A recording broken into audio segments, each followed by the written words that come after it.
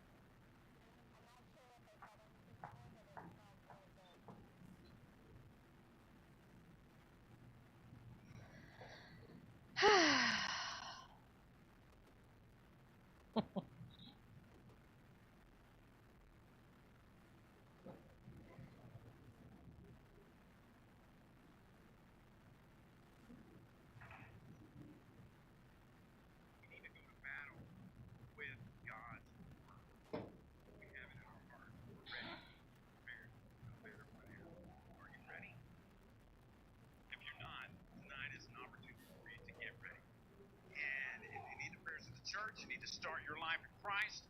We can help you with that. We encourage you to come and stand and sit.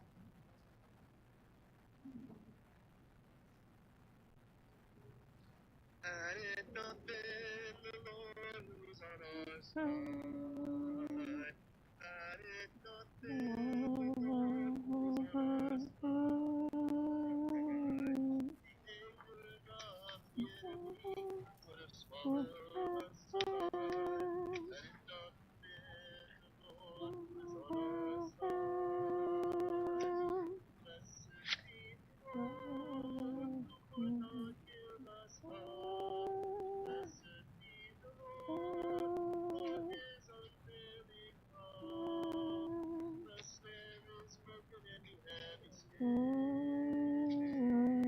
For help is in the name of the Lord. Blessed be the Lord. Had it not been the Lord on our side. Not been the Lord is on our side. water would have engulfed us, we would have surely died. Had it not Then the Lord is on our side. Lord, Lord, Lord. I don't know where he went. Lord,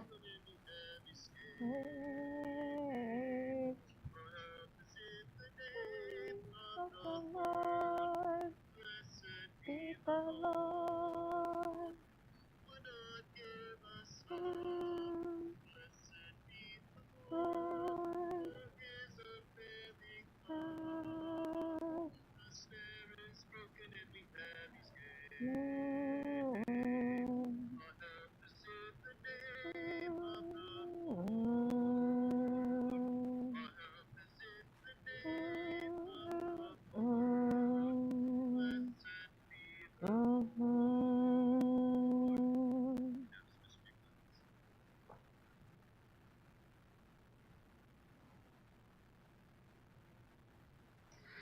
Okay, supposedly we're done, and so we should be joined by others.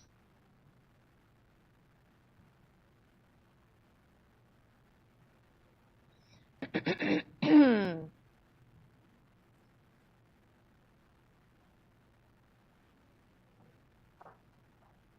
don't know whose stuff this is. Okay, now I'm going to pour it out.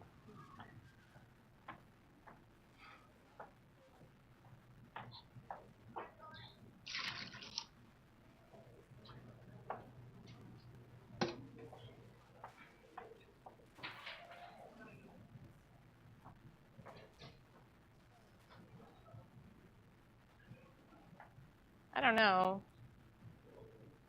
I don't know whose food that was. Does anybody have a clue? Huh? Yes. Wherever the table tents were, people put some cookies. I did not. It was Kara and Nani. I don't know whose stuff that is. That's Gross.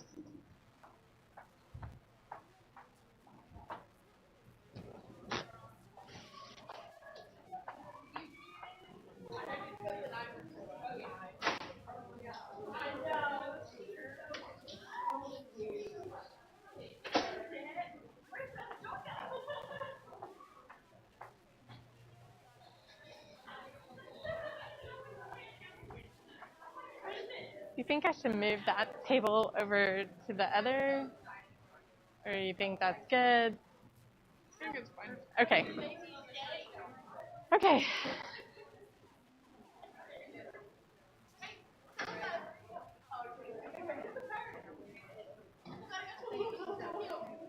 Hi.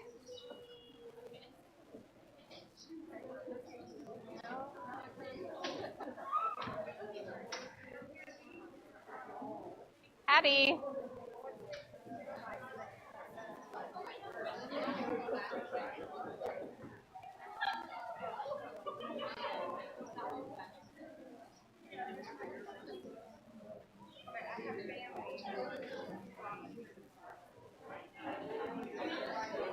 Hi.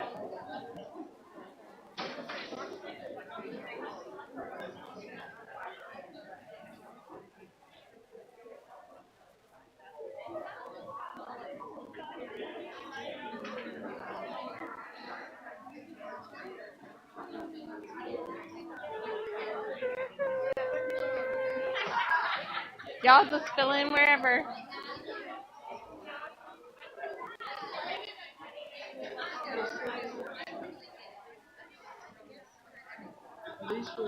Yes. Yes. Do y'all need a notebook? Yep. Yep. Stephanie, welcome. Yeah, there's a little pen in there too. Yeah, Susie brought those last week. Okay. Yeah, you want some cookies? Anybody need a notebook? Y'all need a notebook? Okay. You want? I'll take this on my thumb. Those are the notebooks Susie brought. Okay. Are we good?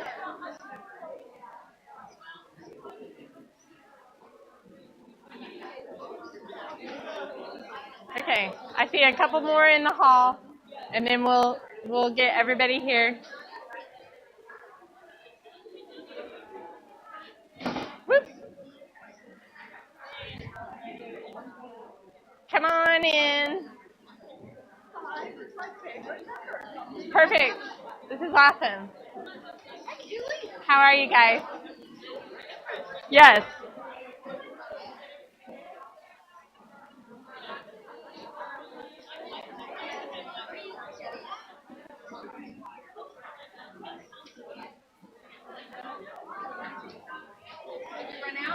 They're around here somewhere. Oh, they're over there with Alyssa.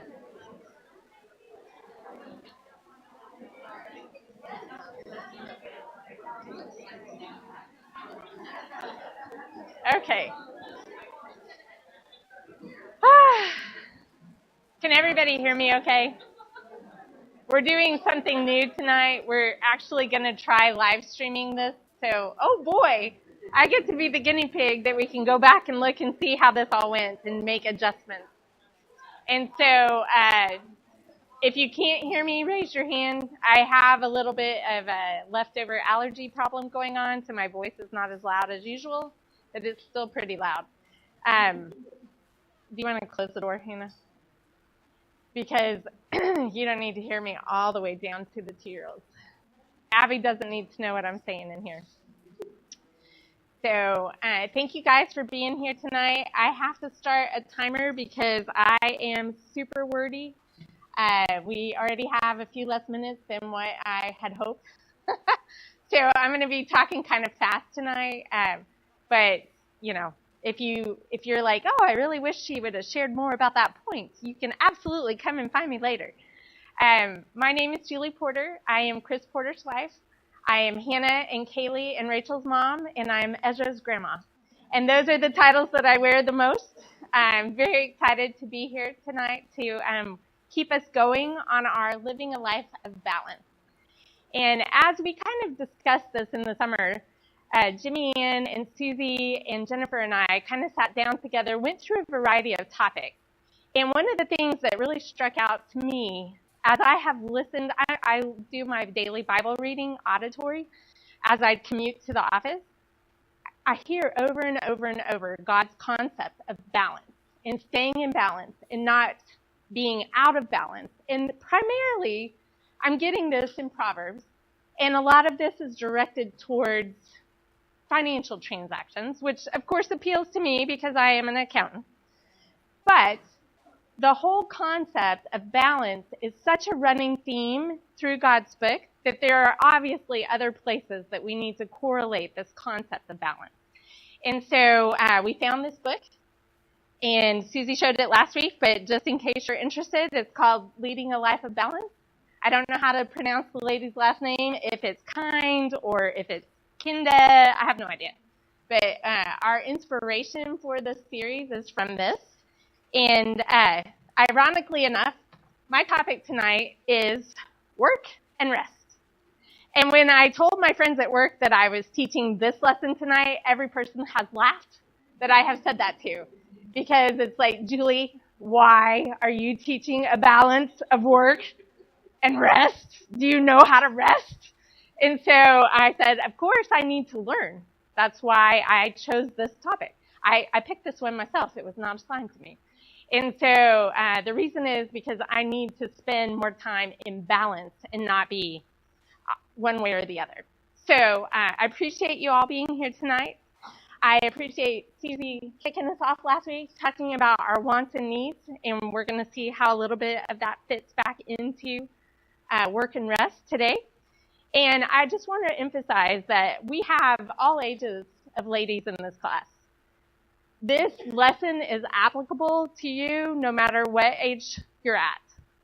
If you're in high school or middle school, or you're in college, you're starting out of your family, you're retired, we all have avenues of work and rest. And we need to make sure that our work doesn't consume us or that we don't spend too much time resting. So I think there's going to be something in here, hopefully, for everyone to take away, even if you have one verse that you're like, oh, I like that verse. That'll be great. So thank you guys for being here, and we will get started. So I'm very technologically challenged. My kids will tell you that. So we'll see if my screens actually advance. They do. So what do you think? If you could indulge in 2 hours free from responsibilities for anything, what would you do? I'm sure something has flashed into your mind. Take a nap. Read. Anybody else? Agree. Because here's our next question. What if you had the whole day, a whole day to rest? Does your answer change? Mine does. I know what I do with the first 2 hours that I get. What about if you have the whole day? How do you use that time? Well, when I was doing some research on this article, on this lesson, I found an article in Marie Claire, Women's Magazine, that was done in 2023. And this author went and polled 20 of the most influential women that she considered influential and asked them, how do you rest? And so there were 20 different answers that came across. I found it a little interesting. 7 of them said that they would do some sort of exercise in their resting. That's not me, but, 5 of the responses were some sort of a me time thing, a massage, skincare, a bath, something that was specifically just self. 3 of them put reading of some sort into the process. And then the other 4 had a hobby of some sort. One said she liked to paint nails, which I thought that would never be my rest activity in 100 years.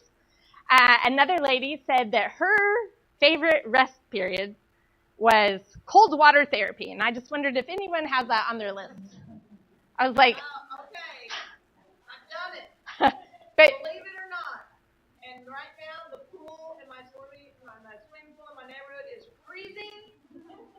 been in it already because it closes Saturday. So Jennifer's yes on the cold water therapy. Yeah, so that was definitely not on my list. But I just found it interesting that this is a topic that the secular world is also interested in, right? We all need to balance this work and rest. And so tonight, as we go through, we're going to spend some time. Life requires both diligence in work and in rest.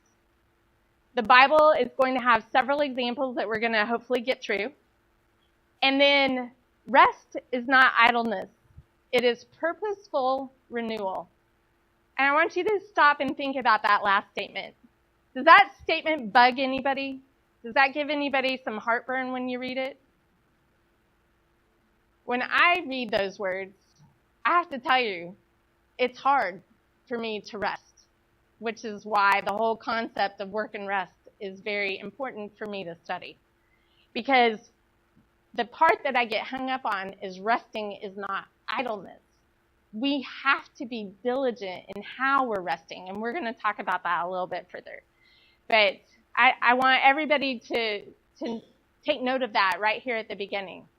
We have an obligation to rest and renew our spirits. So we're going to go through that. We're going to start in work, though, because to me, you got to work before you rest. I am not one of these people that has to rest up before I do something. I get up. I'm a morning person. I want to get going. I want to do it. So we're going to do it. We're going to start here in work. So God has called us to work.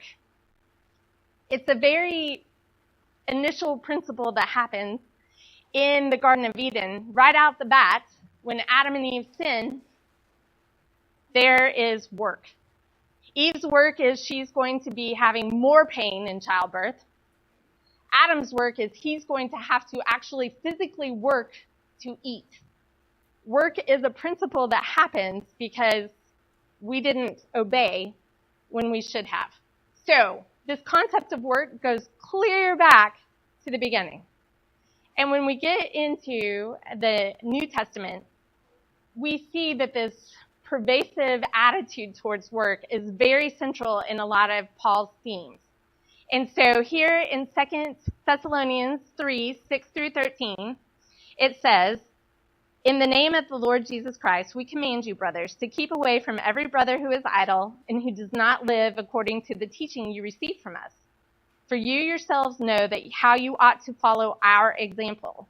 We were not idle when we were with you, nor did we eat anyone's food without paying for it. On the contrary, we worked night and day, laboring and toiling, so that we would not be a burden to any of you. We did this not because we don't have the right to such help, but in order to make ourselves a model for you to follow. For even when we were with you, we gave you this rule: if a man will not work, he shall not eat. We hear that among you some are idle. They are not busy. They are busy bodies. Such people we command and urge in the Lord Jesus Christ to settle down and eat the bread they earn. Earn the bread they eat." Said that wrong. Earn the bread they eat. "And as for you, brothers, never tire of doing what is right." So we know we start out in the Garden of Eden, and we know there's this concept of work. We see it all the way through the Old Testament. And we get here to the New Testament, and this group in Thessalonica is struggling. And we don't have a more descriptive acronym than, or description than busybody, but I'm sure busybody kind of brings something to mind. You can kind of think about that. It's the pot stir. Run over here, make a mess, expecting everybody to take care of me. I don't have to contribute. I'm the princess. Whatever the things were that were happening, it was obviously significant enough that Paul took time to put this directly into his letter and to say, we're an example. We came, we toiled. Paul was a laborer. He was sewing his tents. He preached while he sewed, but he didn't ever stop. And when I think about diligence in work and think about some of those things, it reminds me of my grandma. When I was young and I would go and stay with my grandma on her farm, there was always something to do, right? A farm always has chores. And if we got into a space where we told Grandma that we were bored, the child's version of idle, she had a job for us. You could go pick the bugs off the tomato plants. You could go pick the weeds off the beans. You could snap some peas. There was always something that she could find for you to do to keep you busy so that you were contributing and you were not being bored. And so we quickly learned it's much more fun to come up with, the barn cats and go count the hay bales in the field than it was to go tell Graham that you were bored. So that's something that I just carry with me, that I think she instilled that into me even as a young child, to be diligent, to look for the next thing, or I'm going to find you something. So that's always just something that comes to my mind. The second verse up here, Colossians 3:23, it says, whatever you do, work at it with all your heart, as working for the Lord, not for men. This verse has been a key verse actually in my work life. I have a friend at work. He's retired about 4 years ago, but he said this verse to me almost every single day that we worked together, because he always wanted to put the focus back that whatever the hard task was that we were doing at the office, it was ultimately not just for us. It was not just for the state of Oklahoma. It was for God. We're to do our best for him. And I always just appreciate that work. I'll remember him forever when I read this verse. And then the last verse that I have up here on call to work is Galatians 6:9, which says, let us not become weary in doing good, for at the proper time we will reap a harvest if we do not give up. And that's the other part of this, is when you're in the work, it does sometimes drag you. That's why you need the people to say, this is for the Lord. Come on, we're going to do this together. We're going to go over here. It's better to work together instead of working as one. You need those people in your life, because we can get weary if we just focus on the work part of it. But at the proper time, we will reap a harvest if we do not give up. So that is our call to work.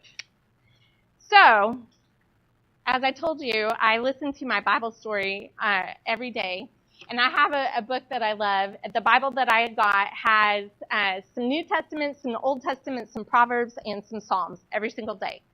And my favorite part is the Psalms and the Proverbs.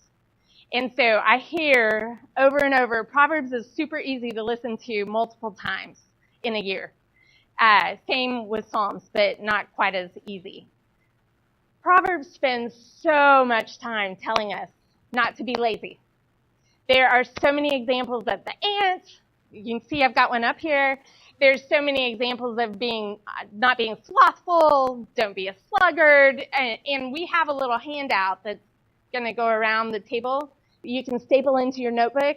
And if you fill out and match where the verses came from, next week I'll give you a prize. So you got to do it. And the table back here has it. They'll pass it around. They'll get it going. Anyway, we're going to do some matching, but it's over and over and over that you see in Proverbs that this call to diligence is there, this call to work. And it goes down to the very minutest insect. My grandson has discovered ants, and he likes to look at them and follow them on the ground. They're fascinating because they move so fast. They're always busy. I have never seen an idle ant unless it was full of poison. So, however, this is the part of the scale that we have to keep in balance. And for me, as an accountant, and Donna, you can relate to this, my debits and my credits have to balance. So if I'm putting work in, I should be taking some rest out. Mostly, I think I've tipped this way. Put in a lot of work, where's my rest? So, Proverbs also tells us in this next verse, I'm going to read this one. I've got it up here. Oh, I've got it up here on the screen. I like this version, the ESV version. Do not toil to acquire wealth. Be discerning enough to desist. And the other day, I think it was last week, that verse came up, and I thought, I was driving. I can tell you exactly where I was when that verse hit me. And I was like, I feel like I've been toiling. Am I toiling? Am I just doing this to acquire wealth? What am I doing? There's the NIV version says, don't do this to demonstrate your own cleverness. I was like, do I think I'm clever? I don't think that's me. But, there's that pause. It's like, what is my motivation? Why am I spending all this energy? What is it that I think that I'm doing that somebody else can't do or that shouldn't be delegated elsewhere? What are the things that we're doing? So that verse really stopped me. I did keep driving, but it did give me pause because I thought, have I been in this space where I haven't done what I should be doing? Have I been focusing so much on our internal needs that I have not left enough space for rest? And what part is it that I'm missing? So those are things that I just feel like we can glean just through a short view of Proverbs. Much of my work life, I have had to work more than 40 hours a week. So when Rachel and I were having lunch last week, I told her, I said, I already feel like I'm retirement age. Well, it's because I've worked enough hours to retire. I just haven't actually earned enough hours to retire. I can see the light at the end of the tunnel for me, but it did make me stop when I heard this verse and think, have I been doing it wrong? I hope not. Hope I'm not. But it's something I still need to think about. So I don't have an answer for you tonight. Check back with me in a couple of years. Moderation in work is necessary. So let's move on. So we've talked work to death. Now we've got to hurry up. Let's get to the good part. Because work is good, but let's face it. We all need a break, right? God has an example of rest right in week 1. The start of his story in Genesis. Day 7, God rested up in heaven. Day 7, God rested up in heaven. There it is. Yes. How many years have we sang that, Melissa? Exactly. It's right there. He didn't mince any words. He gave it to us straight. He gave it to us himself. He said, follow me. This is your example. He instituted an avenue of rest for us right here in Genesis chapter 2.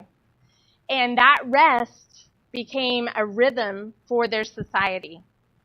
He literally wrote it with his finger on Mount Sinai. The Sabbath day is to be holy. God literally wrote that with his finger.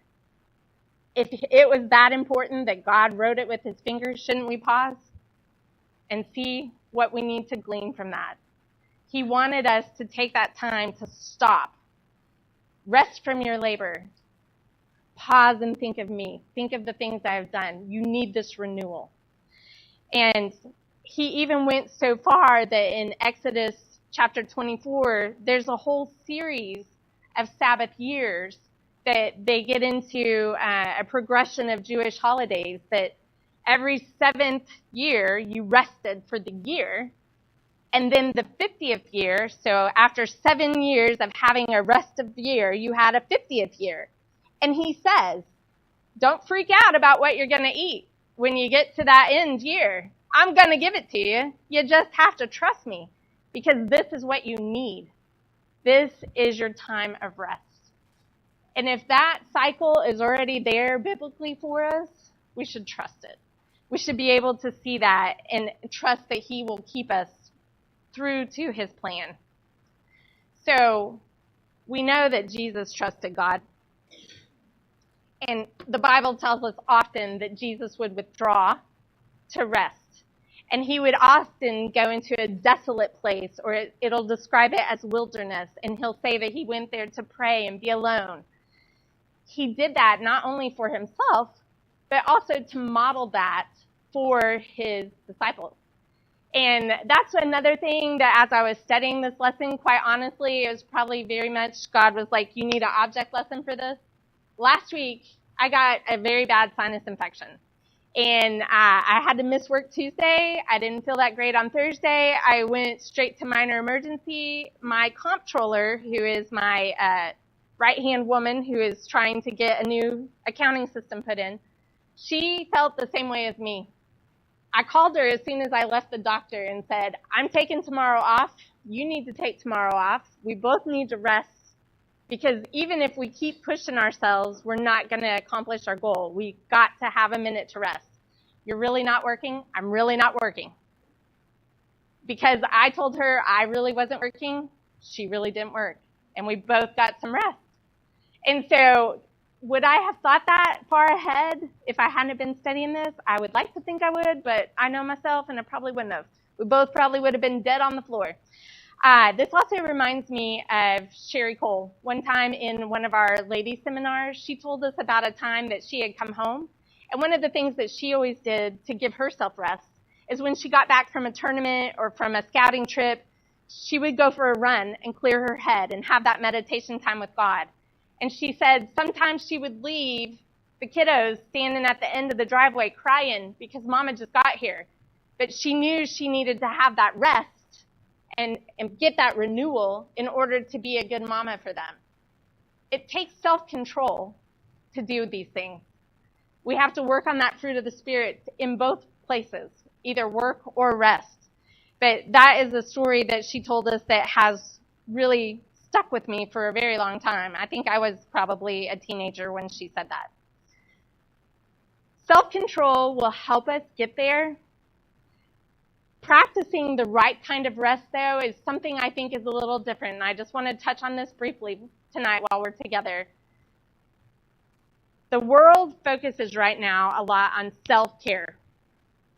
Self-care is not bad. That is part of what we're talking. Resting is self-care. However, if you employ self-care just to self, what are you focusing on? Yourself. Are you focusing on God? Are you focusing on Jesus? Are you focusing on anyone else? I would suggest and challenge us that when we are resting, that we try to use the joy method, where you're focusing on Jesus, others, and yourself. Include yourself. Yes, you're important and integral to that whole thing. But I think some of our word speak in our society has created this whole very intimate and hyper-focus on self that makes us super aware of every body function that happens internally, that sometimes we need to not. We need to be thinking about how we can strengthen our relationship with God. We need to be working on that habit of prayer, or we need to be reaching out to others through a text or a call or a card. We need to make sure that we are not just totally putting that rest in, or I don't think we're going to have enough to give back out. And again, these are all Julie's words, so you're welcome to study and have a conversation with me about that. So the thing that I saw when I went through these verses was God has established this rest. Jesus modeled it. It's up to us to take hold of it. And there's a multitude of ways for us to do that. This morning, on my drive, Psalms 55:6 was part of my morning drive. And in this, King David is expressing some of his distress. He is overwhelmed by his enemies. He is facing friendship betrayal. He is feeling down in the utter despair. And so he says, "Oh, that I had wings like a dove. I would fly away and be at rest." And as he is lamenting in this psalm, he gets to verse 16 of this verse, and he says, "I will call to God, and the Lord will save me." Verse 22 says, "Cast your burden on the Lord, and he will sustain you." How much is that a precursor to what we see right there in the purple in Matthew 11:28? "Come to me, all who labor and are heavy laden. I will give you rest." We know where the source is, so we just have to do that work to get it to him. And then finally, this other verse in the middle here. Those who wait in the Lord will renew their strength. So the part of this verse that makes me pause is the part I have bolded, which may be hard to see back here. The wait. It's waiting. It doesn't say, Julie, do 22 more things. It says, Julie, you need to wait on the Lord. And when I read this, it reminded me, I just taught EBC a couple of weeks ago about the Israelites they had gotten up to the Red Sea and they're freaking out because here comes Pharaoh and his army and the dust is coming and the cloud is there and the pillar and they're like, what are we going to do? And Moses says, you have only to be still and the Lord will fight for you. So how much of our energy do we spend doing these things that really God's got it handled? That's the hard part, right? We have to give it to him, let him handle it. So that's another thing. This is another Julie spot where it's like, I need to focus on that. I need to be still so that he can fight for me. So our risks of being out of balance. Hannah, will you read Ecclesiastes 4:6?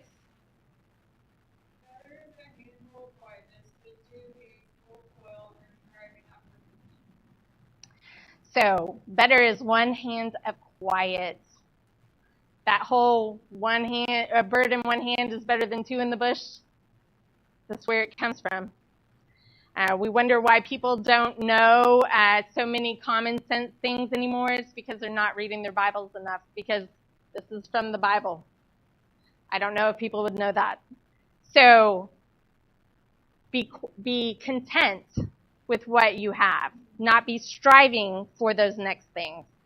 Kaylee, will you read Luke 12:15?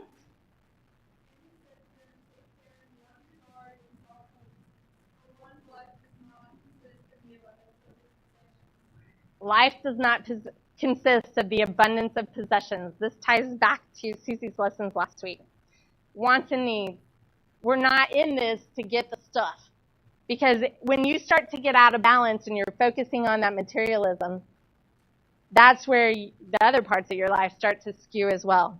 So be mindful and be thoughtful of that. And then finally, Rachel, will you read the last one, Proverbs 24:33 and 34?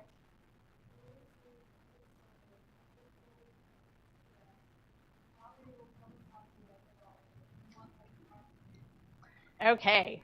So a little sleep, a little slumber, a little folding of your hands to rest. I told you at the beginning, resting is kind of where my problem is. I think I got the work part. I think I know how to work hard. Resting, oh my word. Rest is hard. It used to drive Chris crazy that I couldn't just sit down and watch a movie with him because I'd have to be fiddling with something. Fiddle with my paper, fiddle with my craft project, fiddle on my phone, fiddle, fiddle, fiddle. I'm a fiddler. And it drives my kids crazy as well. And so, what are you telling me? Okay. And anyway, that's true. I fiddle. And so, it's taken me a long time. And quite honestly, like I told you before, my professional work life has been, I have probably worked an average of 55 hours a week for 27 years.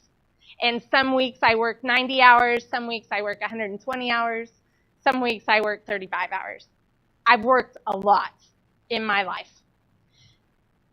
Resting was hard. When we first started with COVID, I couldn't leave the office because our accounting system was not done.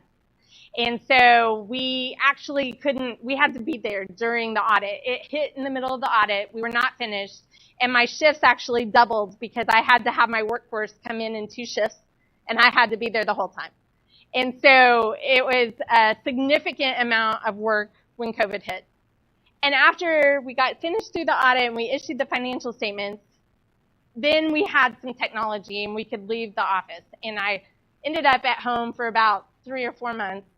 My family was all super thrilled to hear me talk all day long, every day from 7:30 to 6, 7:30 a.m. to 6 p.m. every night. They loved it because my office was in the middle of the house.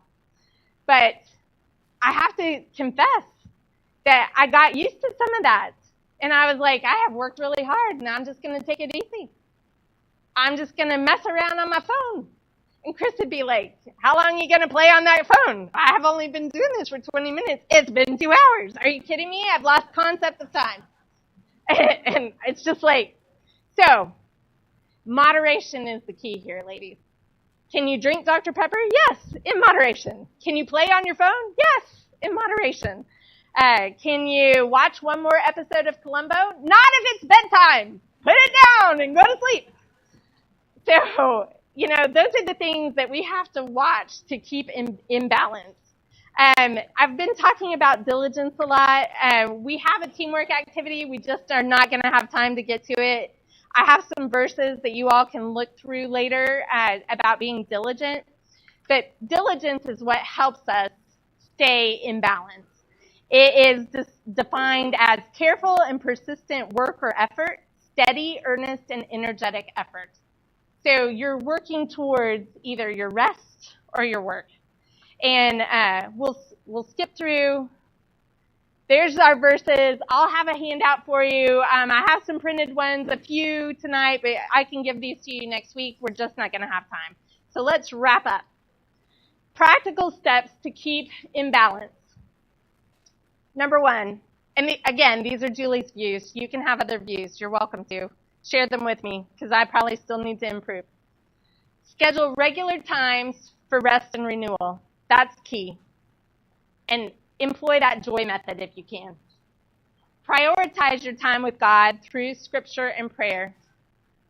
Work diligently. We're called to do it. It's God's principle. But recognize when you need to rest. Follow somebody's example. Remember God's example from the garden.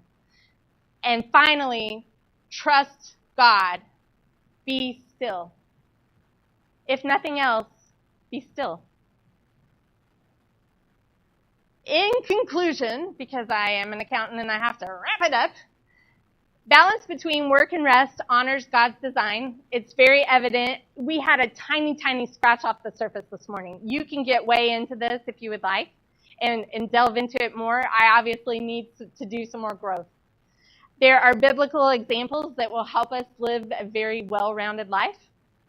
You just have to look for them. That has to be part of your focus. I bought another book for myself that's on the same topic so that I can continue my self-growth in this area. And then finally, rest is a gift. Whoops, I went the wrong way. Rest is a gift. Don't consider it idleness. When you get an opportunity to rest, enjoy it. God gave it to you. It is a present.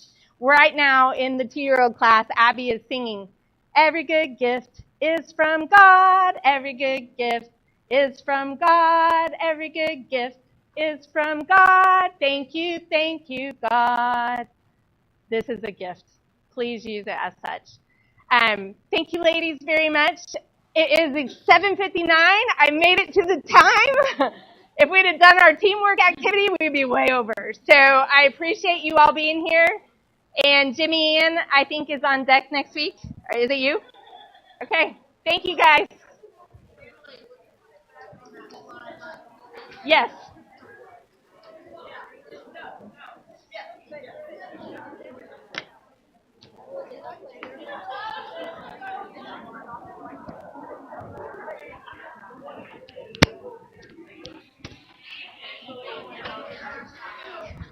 I can hear very well. What? I do not know what Columbo is. Different generation. Okay, but you're an old woman. Oh, they're around here somewhere. Maybe over here. I'm not sure. Oh, right here.